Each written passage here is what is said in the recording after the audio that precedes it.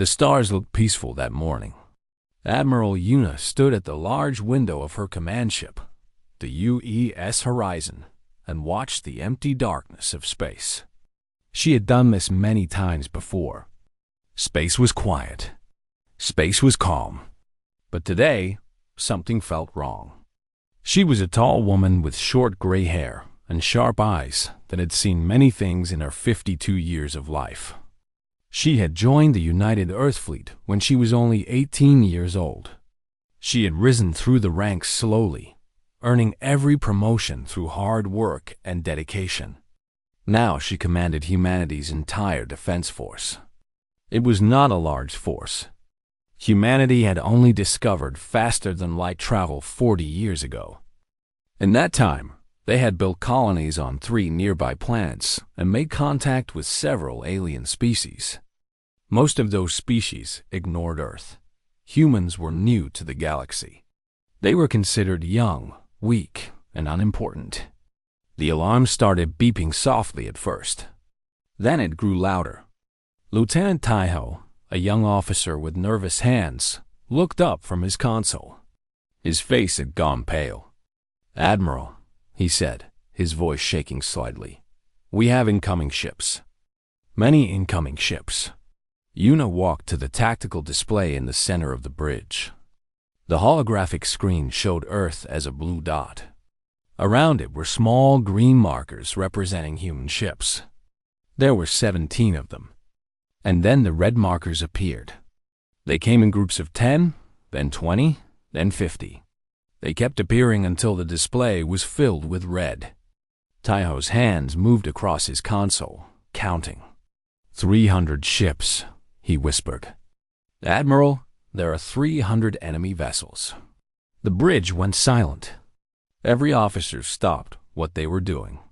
300 against 17. Everyone understood what those numbers meant. Captain Junho stepped forward. He was Yuna's second in command, a stocky man with a thick beard and calm eyes. "Do we know who they are?" he asked. Taiho nodded. "The ship signatures match the Veth Dominion, sir." Una felt her stomach drop. The Veth were known throughout the galaxy as conquerors. They had destroyed 12 civilizations in the past century. They took what they wanted and killed anyone who stood in their way. No one had ever successfully fought them off. "They're hailing us," Taiho said. Una straightened her uniform. "Put it on screen." The main view screen flickered and then showed an alien face. The Veth commander was tall and thin, with gray skin that looked like stone. He had 4 eyes, all of them focused on Una with obvious contempt. His mouth was wide and filled with small, sharp teeth. "Humans," the alien said. The translation software made his voice sound flat and cold. "I am Commander Torvax of the Veth Dominion. We have watched your species for some time. We have studied your ships, your weapons, your defenses." He paused and made a sound that might have been laughter. "They are amusing," he continued. "Your little fleet is cute, like toys made by children. We have come to claim your world, your resources. You're a people. You will serve the Dominion, or you will die. It is simple." Una kept her face calm, but inside, her heart was beating fast. She had trained for many scenarios. She had never trained for this. "And if we refuse?" she asked. Torvax's 4 eyes blinked one at a time. "Then you will be forgotten. Your cities will burn.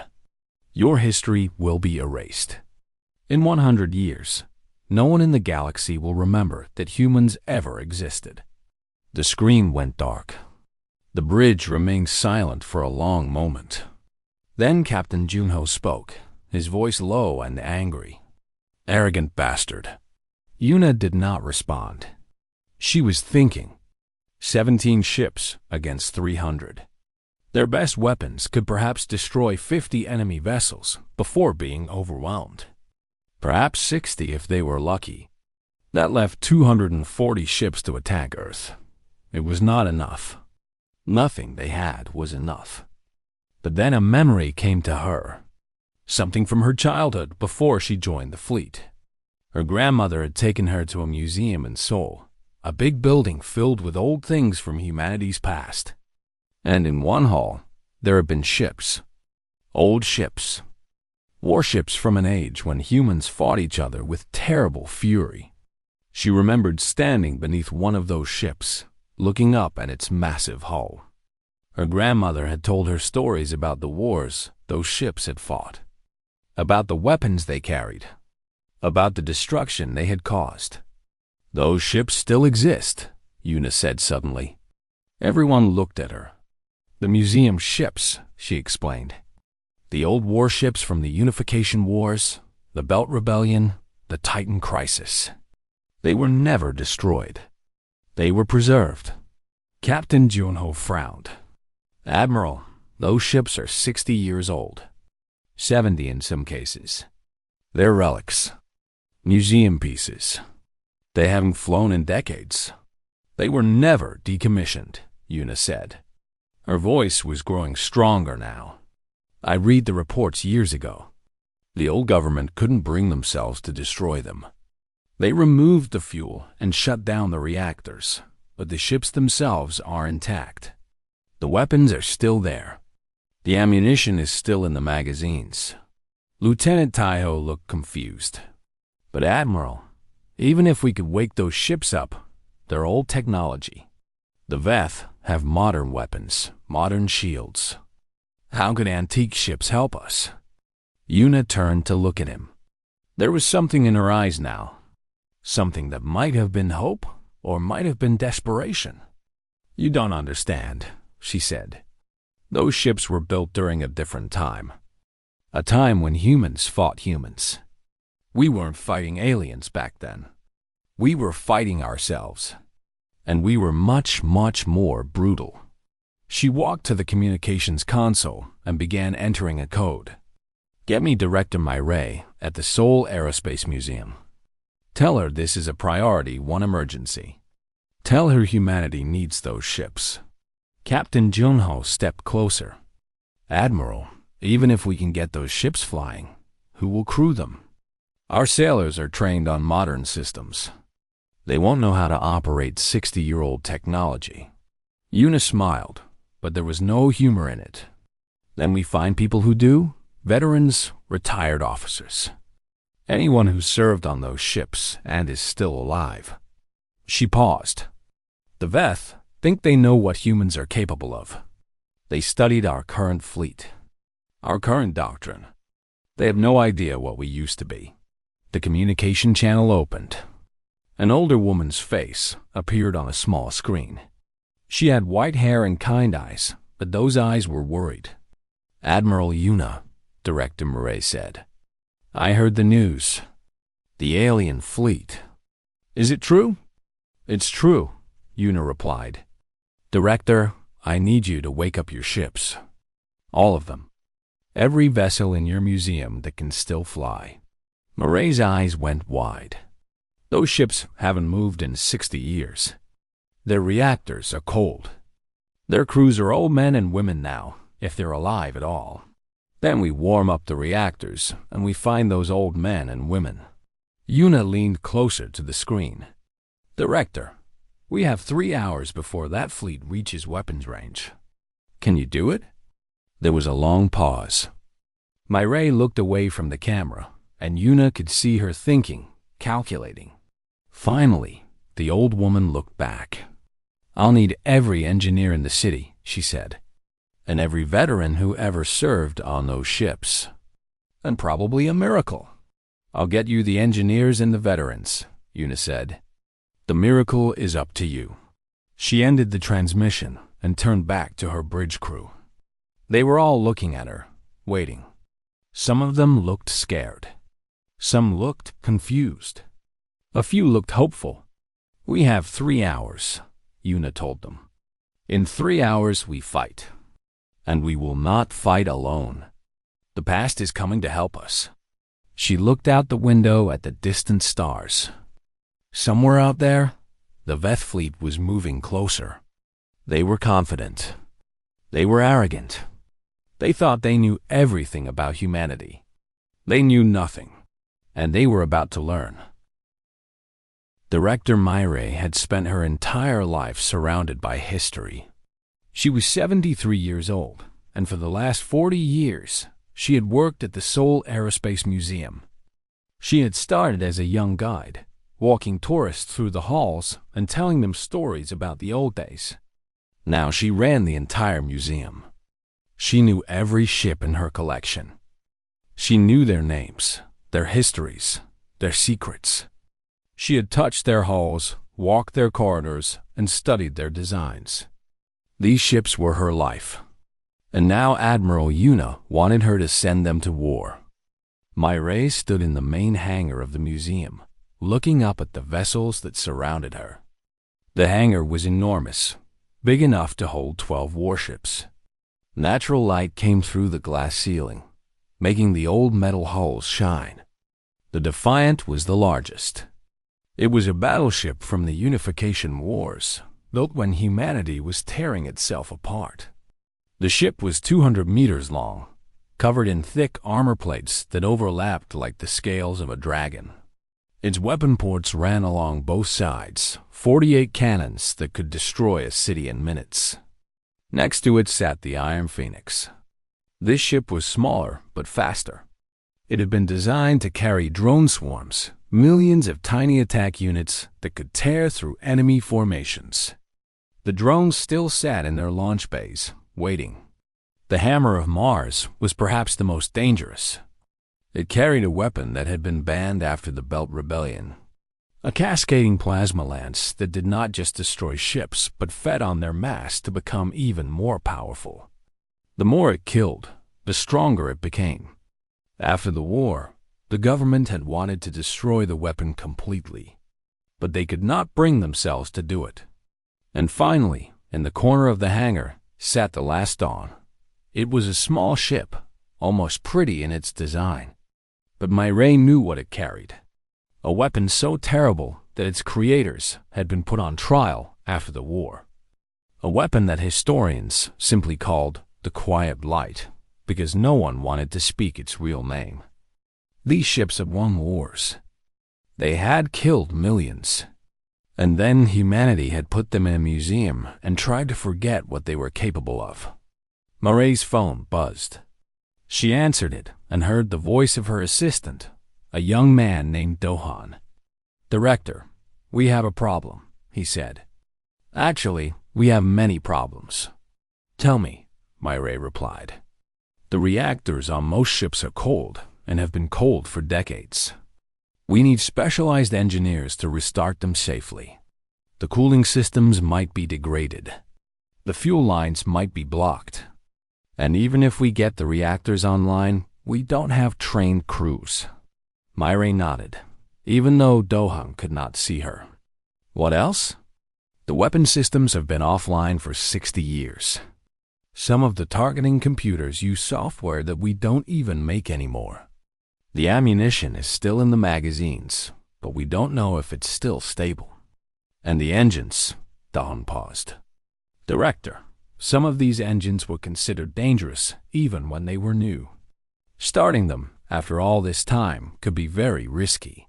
Myre looked up at the Defiant. Its hull was covered in small dents and scratches, marks from battles fought before she was born. Men and women had died on that ship. Men and women had killed on that ship. "Get me a list of every engineer in the city who has experience with old military systems," she said, "and contact the Veterans Association. I want every person who ever served on these ships.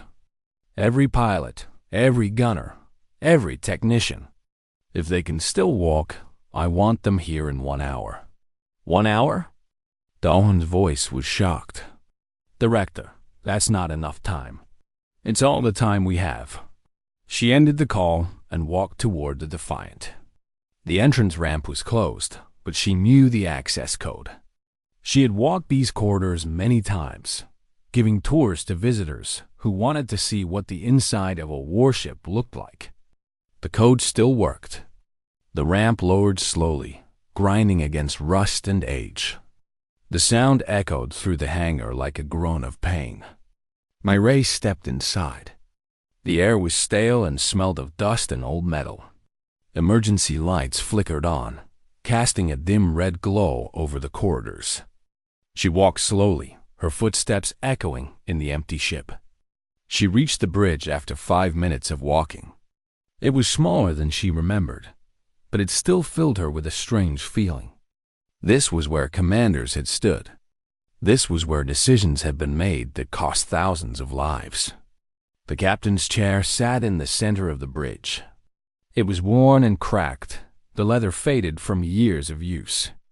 Ray walked to it and placed her hand on the armrest.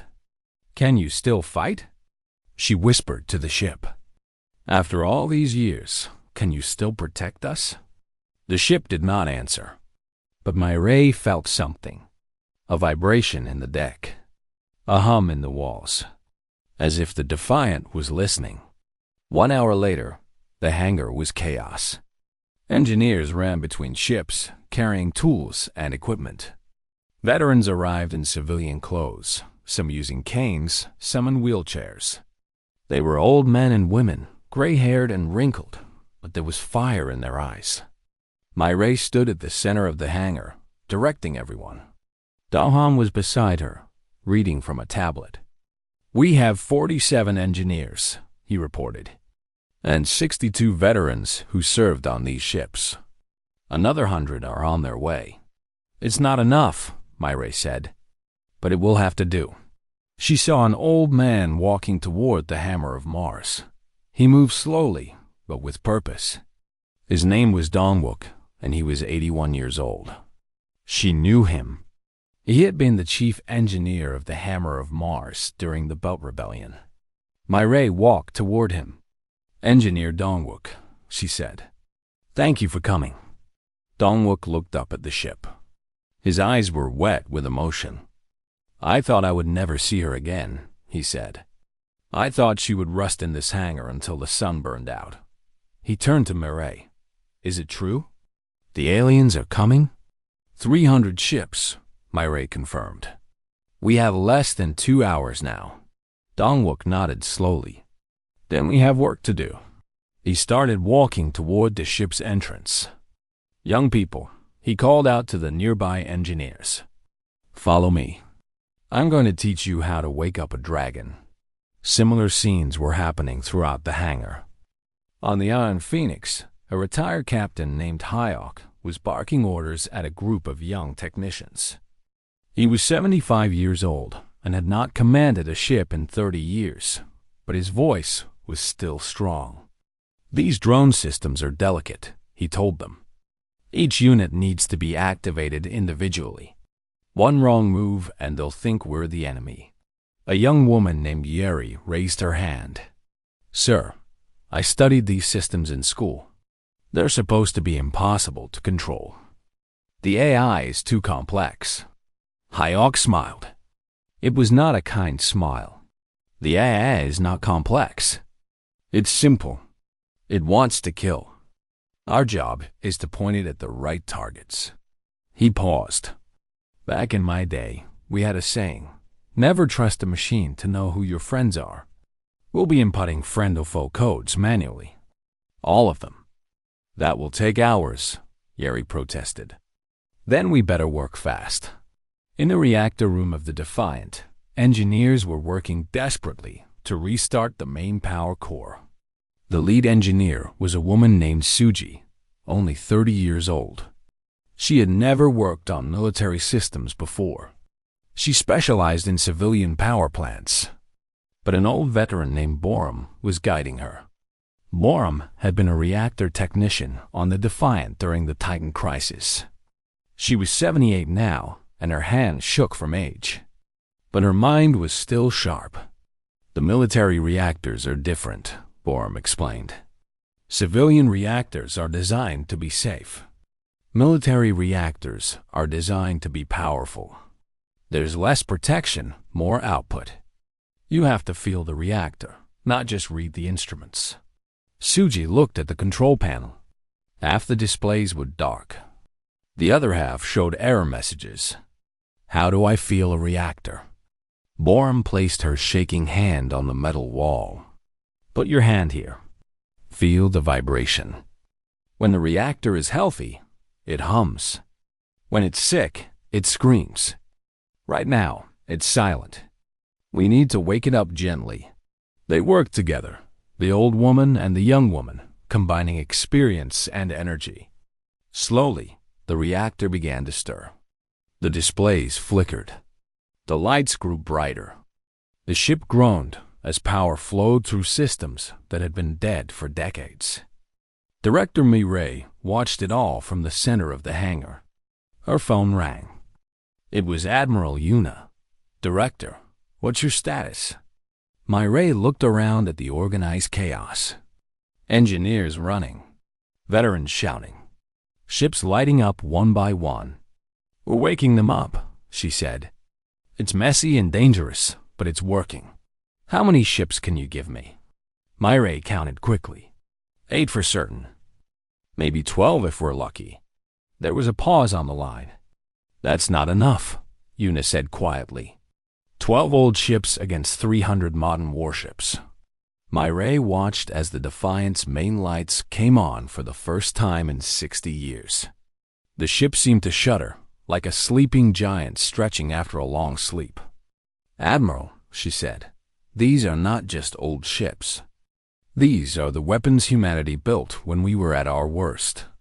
When we were afraid and angry and willing to do anything to survive. The aliens have studied our current fleet. They think they know what we're capable of.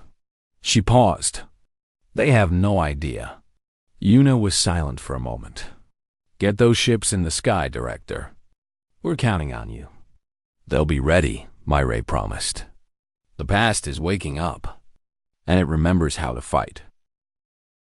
Commander Torvax sat in his command chair and watched a human planet grow larger on his view screen, Earth, a small blue world filled with small creatures who thought they were important. He had seen many such worlds. He had conquered many such creatures. The Veth Dominion had ruled their part of the galaxy for 300 years. They had built their empire on the bodies of weaker species. Some had surrendered. Some had fought. None had survived. Torvax was proud of his role in this great work. He had personally overseen the destruction of 4 civilizations. He had watched their cities burn and their people die. He had felt nothing but satisfaction. Now he would add humanity to his list. His second in command, a younger Veth named Krovax, approached his chair. Commander, our sensors have detected movement from the planet's surface. Torvax did not turn his head. What kind of movement? Ships, Commander. Large vessels departing from the main continent. They appeared to be heading toward our fleet. This was interesting. Torvax had expected the humans to surrender or hide. Fighting was foolish when the odds were so bad. But some species were too stupid to recognize their defeat.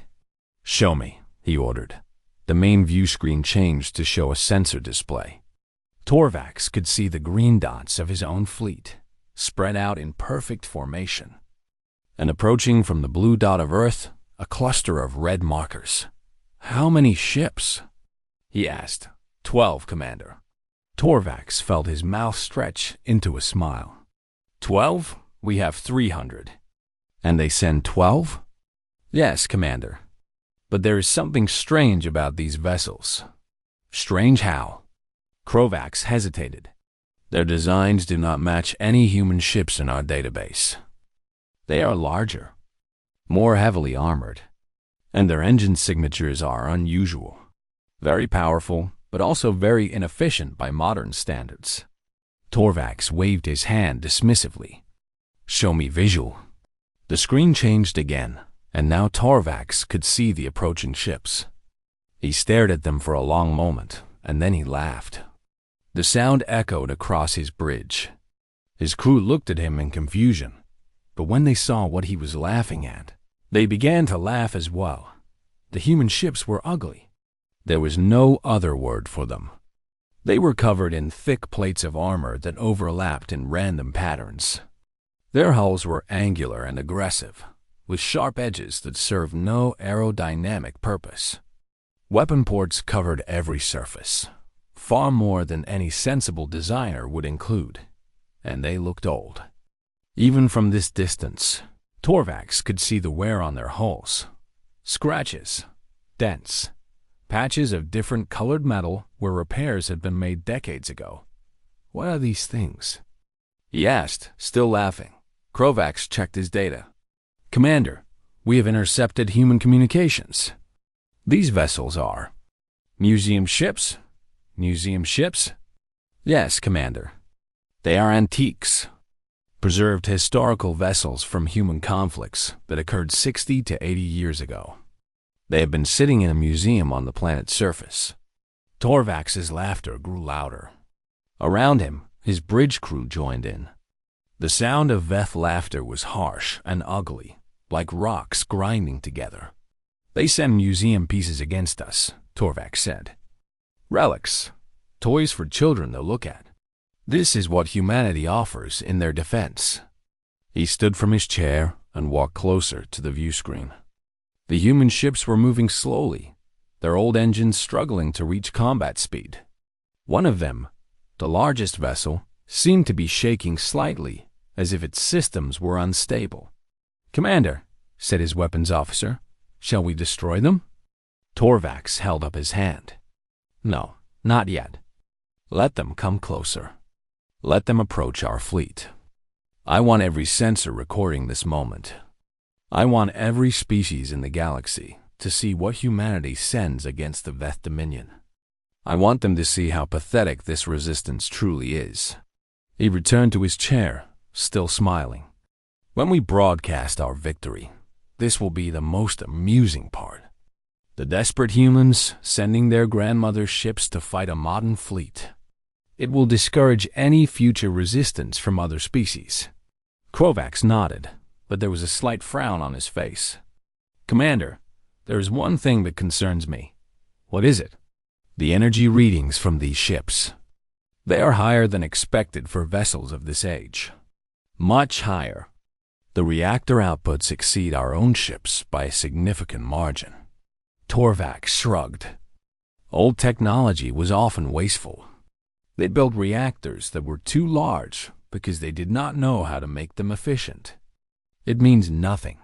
Also, Commander, the weapon signatures. They are unusual. Some of them do not match any weapons in our database. Then they are obsolete weapons that have been forgotten.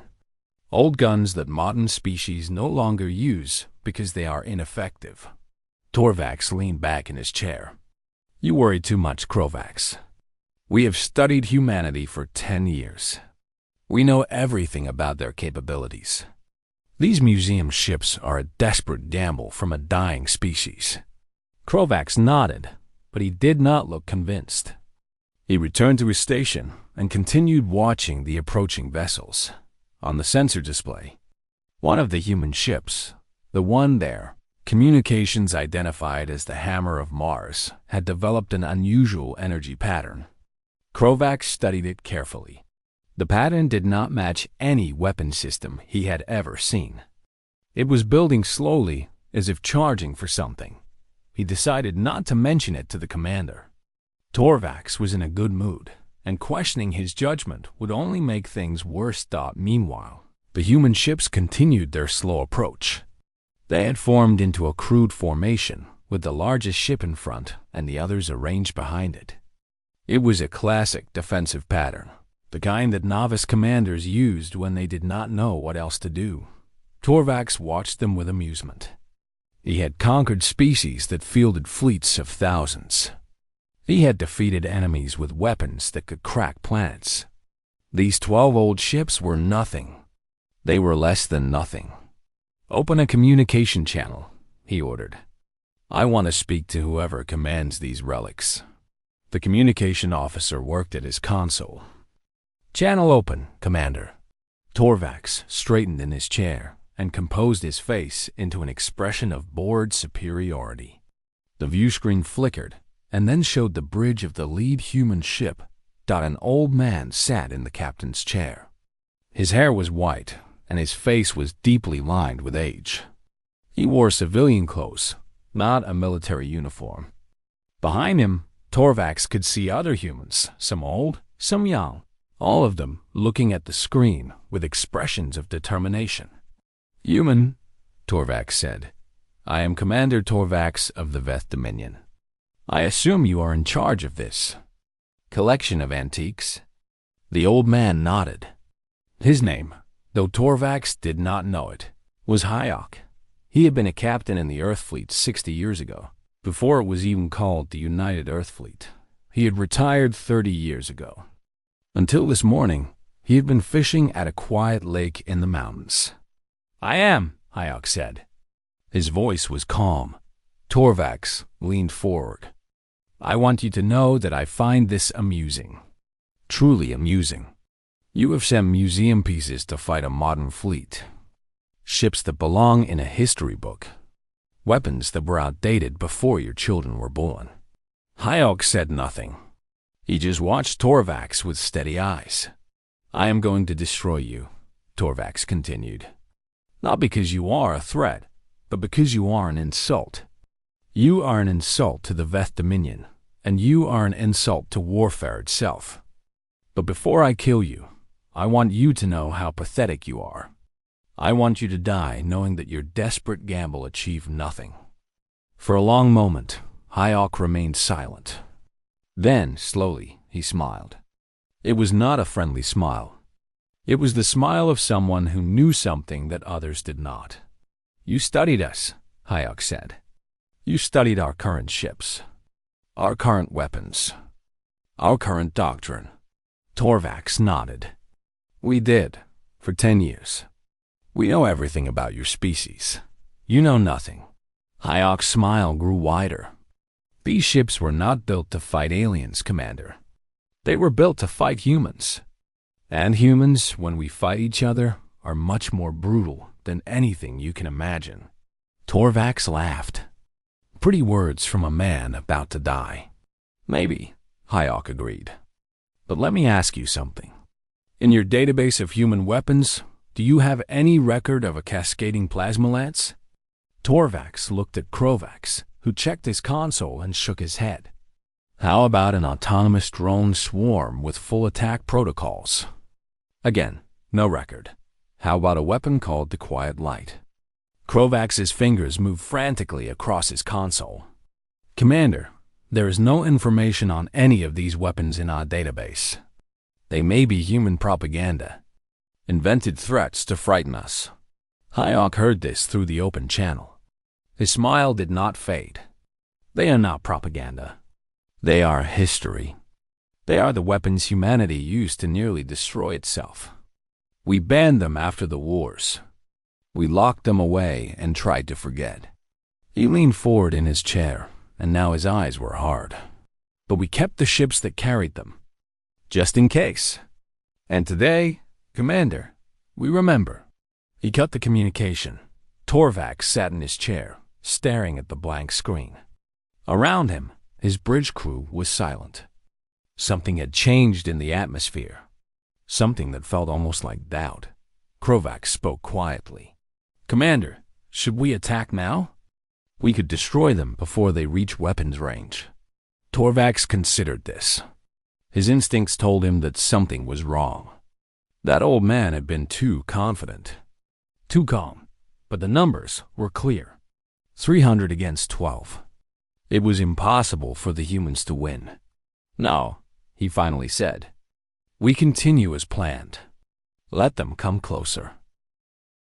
Chief Engineer Dongwook stood in the heart of the Hammer of Mars and listened to the ship breathe. The reactor hummed beneath his feet, sending vibrations through the metal deck. Power flowed through conduits that had been silent for 60 years. Lights glowed on control panels that had been dark for most of his life. His hands had stopped shaking. For the past 3 years, ever since his wife passed away, his hands had trembled constantly. The doctors said it was age. The nurses said it was grief. Dongwook had accepted it as the price of growing old. But now, standing on this bridge, surrounded by systems he had built and maintained during the darkest years of human history, His hands were steady.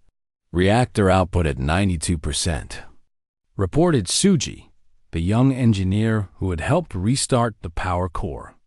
She was looking at her console with wide eyes. Sir, these readings are incredible. The output is 3 times higher than any modern ship. Dongwook nodded. We overbuilt everything back then. We didn't know what we would face in the dark, so we prepared for the worst. Every system has triple redundancy. Every component is twice as strong as it needs to be. The government said we were wasting resources. But when the Belt Rebellion started, our ships survived hits that would have destroyed anything else. Suji looked at him. The Belt Rebellion? My grandfather fought in that war. So did I. Dongwook walked to a control panel and began checking the weapon systems. I was 30 years old when it started. 23 of my friends died in the first month. We learned very quickly that war is not about efficiency. War is about survival. Across the fleet, similar scenes were playing out. On every museum ship, old veterans were teaching young crews the ways of ancient warfare. On the Defiant, Captain Hayok sat in the command chair and studied the tactical display. The Veth fleet was visible now, a wall of red icons filling the screen. 300 ships against 12. Weapons status? He asked. Yuri, the young weapons officer, checked her console. All 48 main cannons are online. Ammunition is loaded. Targeting systems are active. She paused. Sir, I ran diagnostics on these weapons. Each shot carries enough force to crack a small moon. Modern naval doctrine says that's excessive. Modern naval doctrine was written by people who never fought a real war, Hayok replied. Bring up the firing solutions. Target the largest enemy ships first. On the Iron Phoenix, the drone bays were coming alive. Millions of tiny units sat in their launch tubes, their red optical sensors blinking as they received power. Captain Hana, a 68-year-old woman who had commanded this ship during the Titan crisis, watched the activation sequence with pride. The AI is online, reported her technician, a young man named Jungwoo. All drone units are responsive. Friend or foe codes are loaded. How long until full deployment capability? 2 minutes, Captain. Hana nodded. She remembered the day these drones were first used in combat. The enemy had laughed at them, calling them toys. They stopped laughing when the swarm reached their fleet. And in the corner of the formation, the smallest ship made its final preparations. The last dawn was commanded by a man named Taiwu. He was 75 years old and had spent most of his life trying to forget what this ship could do. He had been the weapons officer on the last dawn during its only combat deployment. He had been the one to press the button that fired the quiet light. He still had nightmares about it. Captain Taiwu, said his communications officer, Admiral Yuna is asking for fleet status.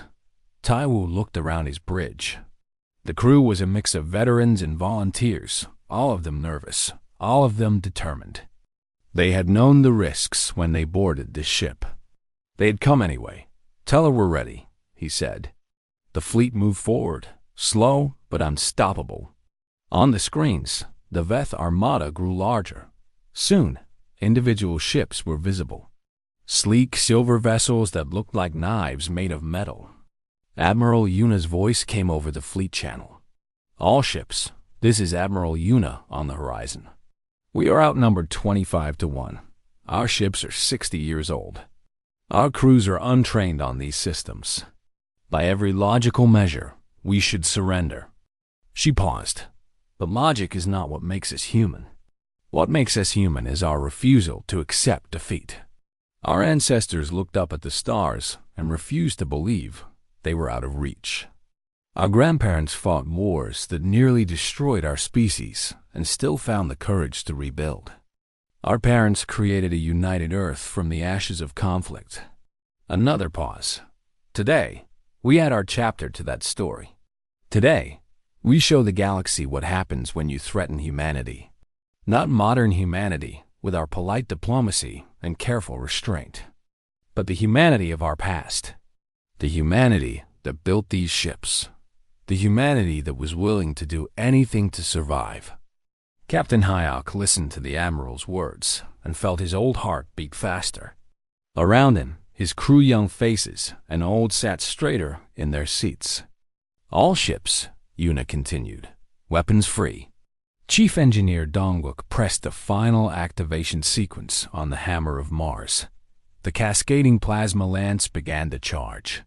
The sound it made was terrible, a rising whine that seemed to vibrate in the bones. Suji looked at the readings on her console. Sir, the weapon is drawing massive amounts of power, more than I've ever seen in any system. That's because it's not just a weapon, Dongwook said quietly. It's a nightmare made real. Watch. On. The Iron Phoenix. Captain Hana gave the order to launch drones. The bay doors opened and millions of tiny units poured into space like a silver cloud. They moved with perfect coordination, spreading out to cover the approach to the Veth fleet. Drones deployed, reported Jungwoo. They're in hunting pattern. Lock targets on the enemy rear formation, Hana ordered. We'll hit them from behind while the others attack from the front. Captain Hayok on the Defiant watched the tactical display and saw the moment they entered weapons range. The Veth fleet had not moved. They had not raised shields. They were still waiting, still confident, still believing this was a joke. All weapons, Hayok said, his voice calm and steady. Fire. The Defiant opened up with everything it had. 48 main cannons spoke. At once, each shot carrying enough energy to shatter mountains. The ship shook from the recoil, systems that had been dormant for 60 years suddenly handling combat stress. Yuri watched the shots race toward the enemy fleet. Time to impact, 4 seconds. The Veth ship saw the incoming fire.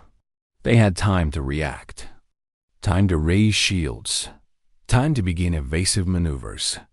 They did none of these things, because they still believed this was a joke. The first salvo hit the Veth fleet like a hammer hitting glass. 3 ships vanished instantly, their hulls not designed to withstand weapons of this magnitude. 5 more took critical damage, their systems failing, their crews dying. The formation broke as ships that had been holding positions suddenly found themselves surrounded by debris. On the Veth flagship, Commander Torvax stared at his tactical display in disbelief. What happened? Report. Krovax's voice was shaking. Commander, we lost 8 ships in the first volley. 8 ships. The human weapons. They're not using standard munitions. The energy output is massive. Raise shields. Torvax shouted. All ships, raise shields and return fire. But it was already too late. The hammer of Mars fired its cascading plasma lance. The beam shot across space, striking a Veth cruiser near the center of the formation. The ship did not explode. It simply ceased to exist. But the beam did not stop. It fed on the destroyed matter, growing stronger, and punched through to the ship behind. And the ship behind that. And the one behind that. 7 ships died in 3 seconds. Carved through by a weapon that humanity had banned as too terrible to use. Chief Engineer Dongwook watched the destruction on his screen. His face showed no emotion. Reactor holding stable, he reported. Ready for second shot. The drone swarm from the Iron Phoenix reached the Veth rear formation. The enemy ships finally began to react, turning their weapons toward the approaching cloud. They fired, destroying thousands of drones. It made no difference.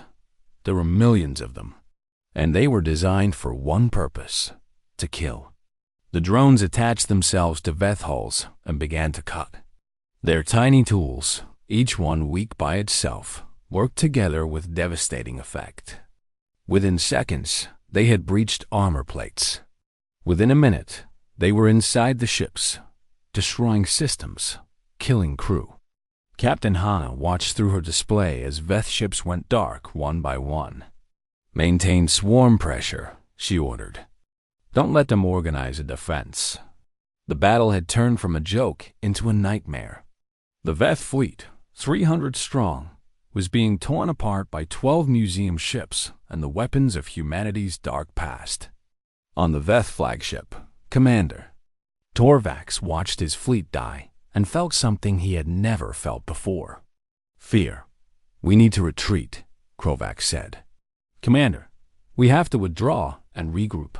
Torvax wanted to refuse. He wanted to fight, but he saw the tactical display. Half his ships were damaged or destroyed. The human weapons showed no signs of weakening. And somewhere in that ancient fleet, he knew, was something even worse. All ships, he ordered, his voice cracking. Withdraw till the last dawn fired. Captain Taiwu had waited until this moment.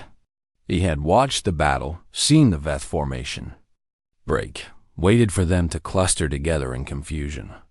And then he pressed the button. Director Myray stood at the entrance of the Seoul Aerospace Museum and watched the crowds gather. There were more visitors today than she had ever seen. People from every nation on Earth, speaking dozens of languages, all of them wanting to see the ships that had saved humanity. The museum had been rebuilt and expanded.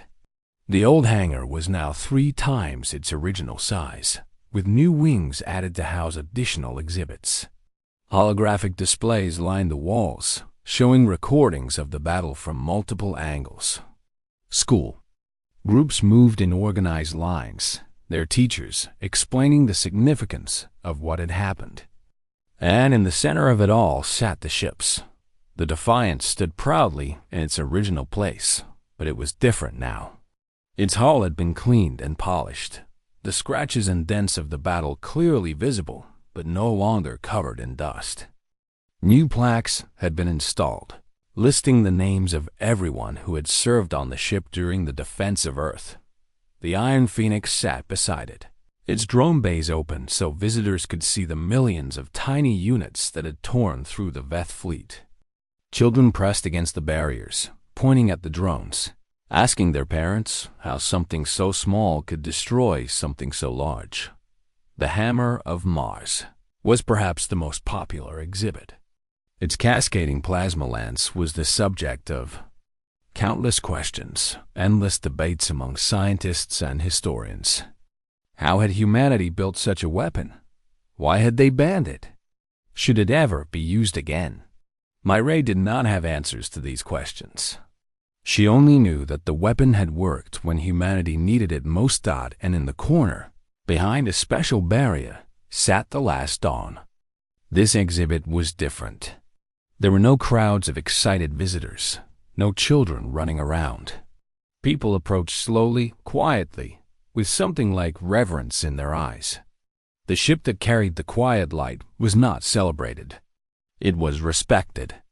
And perhaps a little feared. Captain Taiwu had refused all interviews. He had returned to civilian life the day after the battle, and no one had seen him since. Some said he lived in a small house in the mountains, far from cities and people. Others said he had left Earth entirely, seeking peace among the stars. Myray understood. Some weapons should never be used. Some memories should never be revisited. Taiwu had done what was necessary, but necessity did not make it easy. A familiar voice interrupted her thoughts. Director Myray, it's good to see you. She turned to find Admiral Yuna standing beside her. The Admiral wore civilian clothes today, a simple dress that made her look almost ordinary. Almost. Admiral, Myray said, I didn't know you were coming. I try to visit whenever I can. Yuna looked around at the crowds. It's amazing how many people want to see these ships now. 6 months ago, most of them didn't even know this museum existed. War changes things, Myray replied. These ships were symbols of our shame. Now they're symbols of our survival. They walked together through the hangar, passing exhibits and displays. Veterans in special uniforms stood at various stations, answering questions from visitors. Chief Engineer Dongwook was demonstrating. How the reactor of the Hammer of Mars worked to a group of engineering students. Captain HFY was signing autographs for a line of admirers. The government has made a decision, Una said quietly. About the ships, Myra felt a cold touch of fear. What decision? They're not going back to sleep. Any of them. Una stopped walking and turned to face Myra.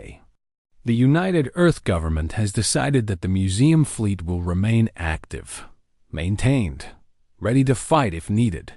But the weapons, Myra said, the plasma lance, the quiet light, those were banned for good reasons. They were, Una agreed. And they will remain banned, officially. But the ships that carry them will stay ready. She paused. The galaxy is watching us now, Director. Other species are asking questions. They want to know what happened here. They want to know what humanity is capable of. A group of visitors walked past them, speaking in a language Myra did not recognize. They were pointing at the Defiant, taking photographs, their eyes wide with wonder. What do we tell them? Myra asked. The other species, I mean. What do we say about what we did here? Una smiled, but it was not a happy expression. We tell them the truth. These were our museum ships. Our relics. The things we put behind glass because we hoped we would never need them again. We were ashamed of our past. We wanted to believe we had moved beyond such violence. She looked at the ships around them, these massive engines of destruction that humanity had tried so hard to forget. But when our existence was threatened, we remembered who we were. We remembered what we could do. And we did it. Una's voice grew harder. We tell the galaxy that humanity hopes for peace. We work for peace. We want nothing more than to coexist with other species in harmony. She paused. But if any species threatens our world again, we will not hesitate to use every weapon we have. No matter how terrible, no matter how destructive, we will survive. Myra was silent for a long moment. Then she asked the question that had been troubling her since the battle ended. The ships in the museum, these 12 vessels, are they really all we have? Una did not answer immediately. She looked around, as if checking to make sure no one was listening. When she spoke, her voice was so quiet that Myra had to lean closer to hear. Director, these ships came from a public museum. They were preserved because historians wanted future generations to see them. They were the weapons humanity was willing to acknowledge. The ones we could put on display without too much shame. Myra felt her blood go cold. What are you saying? I'm saying that the Unification Wars lasted 15 years. The Belt Rebellion lasted 8. The Titan Crisis lasted 5. In those decades, humanity built many weapons. Thousands of ships. Millions of drones. Things that made even the quiet light seem gentle. Una's eyes were distant now, as if she was seeing something far away. Most of those weapons were destroyed after the wars ended. The governments of that time wanted to ensure that such destruction could never happen again. But not all of them were destroyed. Some were considered too dangerous to take apart, too unstable to move. So they were hidden, buried, locked away in places that were removed from all official records. Myra felt dizzy. How many? I don't know the exact number. The information was classified above my pay grade until 6 months ago. But I've seen enough of the files to know that the 12 ships in this museum are nothing compared to what lies hidden. Una turned to look at Myra directly. The galaxy looked at our museum and laughed. They thought they knew our limits. They were wrong. She started walking toward the exit, then paused and looked back. We don't tell them about the ones we buried, Director. Not yet. Maybe not ever. Let them think these 12 relics are the worst we have. Let them believe we showed all our cards in this battle. And if they attack again? Myra asked. If someone else comes for Earth? Una smiled. It was the same smile that Captain HFY had worn during the battle.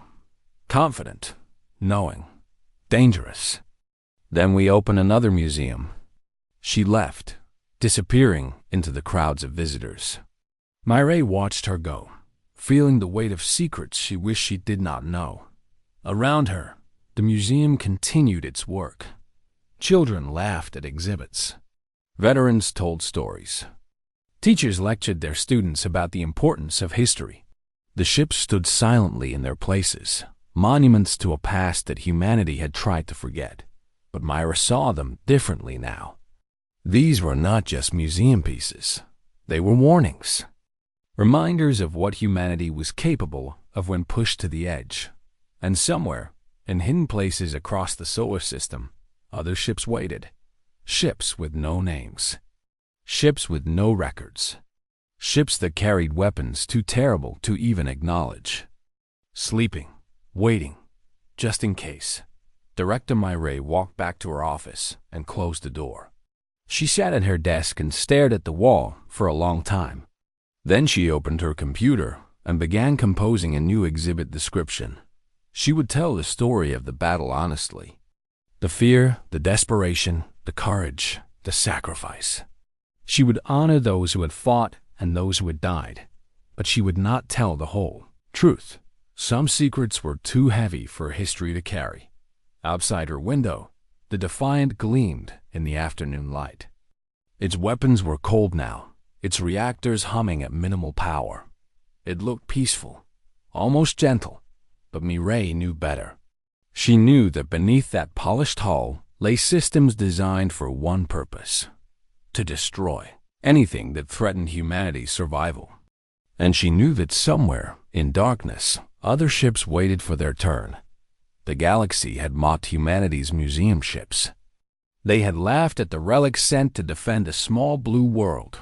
They were not laughing anymore, and they would never laugh again.